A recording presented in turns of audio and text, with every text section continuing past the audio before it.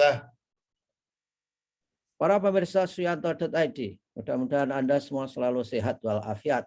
Nah, kita kali ini masih bersama dengan channel pendidikan Anda, Suyanto.id, sebuah channel untuk berbagi pengetahuan dan belajar sepanjang hayat. Kali ini kita berada di episode 7, berdiskusi mengenai hipotesis. Apa tema spesifiknya?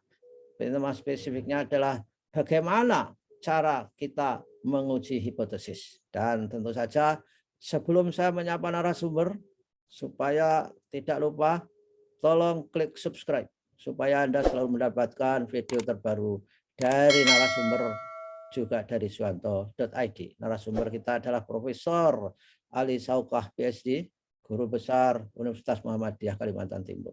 Assalamualaikum warahmatullahi wabarakatuh, Pak Ali. Waalaikumsalam warahmatullahi wabarakatuh. Sehat-sehat Pak Yanto ya. Amin. Terima kasih. Lebaran di mana, Pak Ali? Kemarin? Di Solo. Ya, Tempat masuk sudah menjadi fitrah orang kembali. Solo. Ya, oke. Gimana Pak Ali? Berilah tausiah setelah Lebaran ini untuk para peneliti yang ingin menguji hipotesisnya. Gimana caranya? Secara statistik, Pak Ali.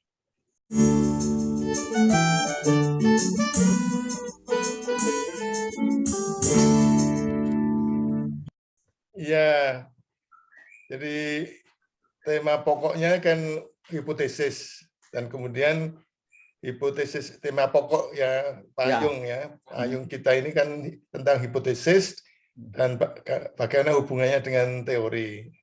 Nah, sekali lagi kalau kita bicara mengenai menguji hipotesis, itu sebetulnya menguji teori, keberlakuannya ya, keberlakuan teori itu diuji dengan menurunkan hipotesis dari teori. Ya. Nah, ini tidak bisa tidak harus menggunakan statistik. Oke. Ya, kemudian sebetulnya kalau dilihat secara global itu statistik itu ada dua, yaitu statistik yang disebut dengan inferensial, dengan statistik yang disebut dengan deskriptif. Nah, uji hipotesis ini dilakukan dengan menggunakan statistik inferensial. Kenapa? Inferensial itu kata dasarnya kan infer. Infer itu mengambil simpulan. Tapi mengambil simpulan yang dasarnya adalah perolehan datanya dari sampel, kemudian analisisnya itu data yang dari sampel, tetapi simpulannya diberlakukan pada populasi. Sehingga akan kelihatan betul bahwa sampel itu harus mewakili populasi. Jadi apakah betul uji hipotesis yang dilakukan pada sampel, jadi data yang diperoleh dari sampel itu bisa diberlakukan untuk populasi. Ya. Istilah teknis yang saya kira tidak aneh lagi, ya, lazim sekali dalam kaidah-kaidah penelitian itu istilah generalisasi. Nah, dalam kaitannya dengan katakanlah misalnya cara menggeneralisasi, ini kita biasanya menyebut generalisasi secara statistik. Jadi dengan menggunakan uji hipotesis pakai statistik inferensial itu kita melakukan generalisasi secara statistik. Apa itu generalisasi? Generalisasi itu sebetulnya tadi pengambilan datanya dari sampel, analisisnya dari sampel, simpulannya juga tentang sampel, tapi kemudian diberlakukan pada populasi. Oleh karena itulah pada statistik inferensial itu selalu dilihat apakah betul karakteristik sampel itu sama dengan karakteristik populasi. Jadi kalau dilihat misalnya istilah parameter gitu ya, parameter itu sebetulnya sifat yang melekat pada populasi, apakah itu bisa diestimasi, bisa ditebak dari sifat yang diperoleh dari sampel. Itulah yang kemudian disebut dengan generalisasi. Begitu Pak Yanto? Nah, sehingga dalam sampling yang baik itu adalah sampling yang sangat merepresentasikan populasinya. Sehingga sifat-sifatnya itu diwakili dalam sampel itu. Nah tadi statistik inferensial di seberang sana ada apa? Kalau kebalikannya inferensial, misal populasi itu yang non inferensial apa ada Ya, istilah lain? istilahnya itu statistik deskriptif. Tapi Oh, ingat Pak Yanto, ya. Nah, kata deskriptif itu juga banyak digunakan untuk konteks yang lain.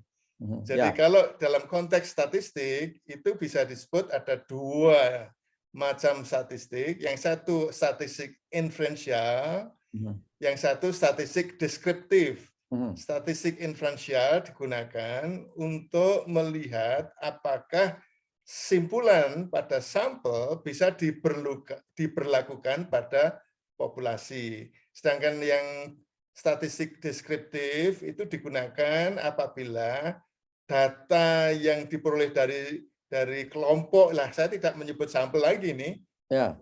Statistik deskriptif itu digunakan apabila pengumpulan datanya dari satu kelompok individu, tapi kemudian simpulannya juga hanya diberlakukan pada kelompok individu. Nah, ini salah satu contohnya. Kalau kemudian pendidik ya, guru, dosen itu ingin mengambil simpulan tentang kelompok di kelasnya, maka dia cukup menggunakan statistik deskriptif. nah, Pak Yanto, mungkin saja ada yang menyebut itu namanya sampel jenuh. Saya tidak banyak menggunakan istilah itu. ya, ya. Tapi Pak Ali, deskriptif ini kan juga membingungkan. Di dalam penelitian yang maksudnya adalah menggunakan statistik inferensial, dia juga ada section bahwa melakukan analisis deskriptif, misalkan saja median, mode, mean, standar deviasi, kan juga dibilang statistik deskriptif, bisa nggak?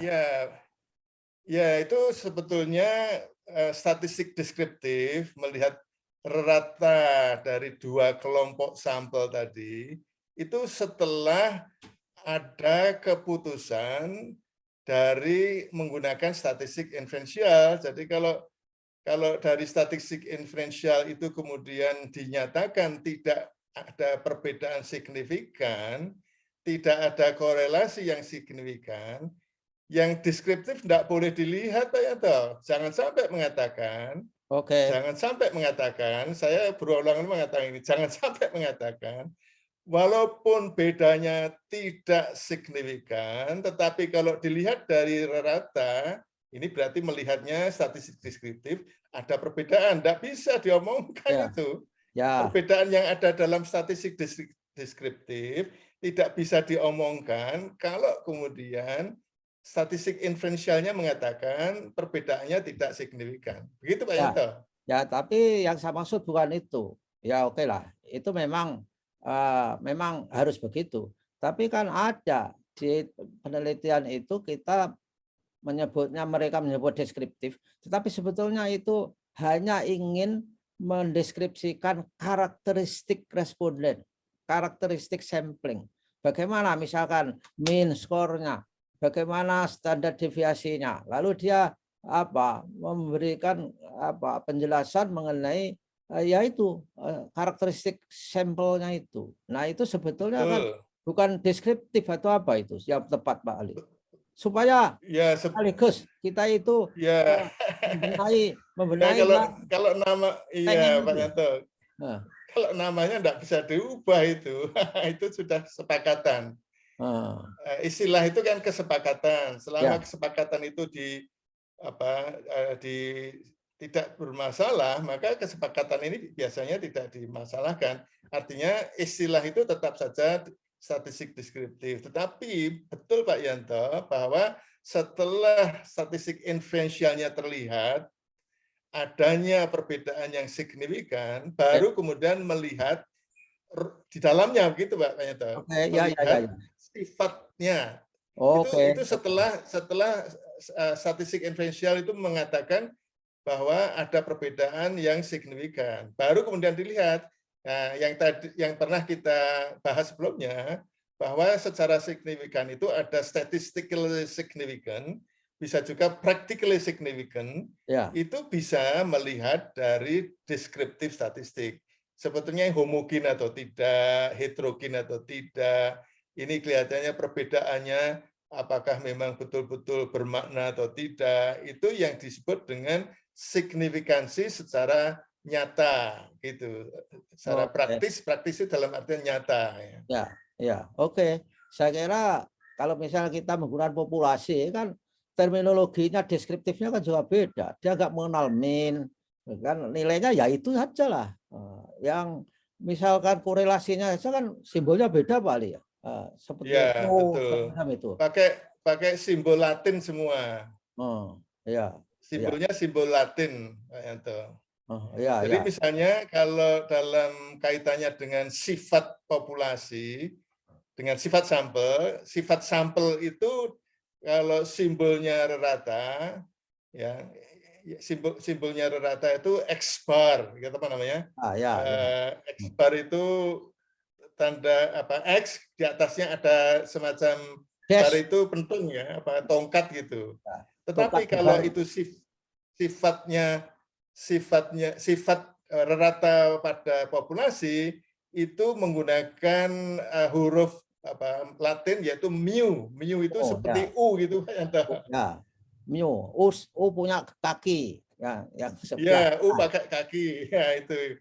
Ya, jadi yang tapi sebetulnya mu itu tidak pernah bisa diperoleh karena memang sifat dari populasi itu hanya bisa diperkirakan, diestimasi dengan menggunakan nilai dari sampel. Oke, ya udahlah.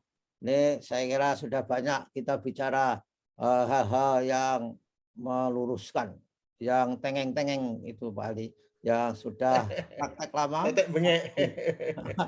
Tetapi yang tetek bengek itu ya Pak Yanto. Ya oke, para pemirsa, saya kira kita sudah Kalau boleh saya Pak Yanto ada beberapa 1-2 menit ya. Oke. Untuk kelanjutan nanti itu pada dasarnya ini penting sekali ini. Jadi pada dasarnya statistik itu adalah kajian tentang angka. Kajian tentang angka yang dalam penelitian digunakan sebagai alat untuk menganalisis data berupa angka-angka. Tapi ingat Pak Yanto, dalam fenomena sehari-hari apapun yang kita amati, yang kemudian kita teliti, setiap fenomena, setiap informasi itu bisa dikonversi menjadi angka. Nah, sehingga Pak Yanto, alasan kenapa kita menggunakan penelitian kualitatif atau penelitian kuantitatif tidak semata-mata karena datanya. Tidak semata-mata karena datanya angka atau bukan angka. Gitu Pak Yanto, itu yang kita bahas nanti. Oke, ya udahlah, nanti kita lanjutkan. Tentu saja kita akan memberikan pengertian berbagai bentuk data, apakah itu nominal, apakah itu rasio atau macam-macam, atau itu interval. Itu kan juga membingungkan orang. Nanti kita bahas. Ya,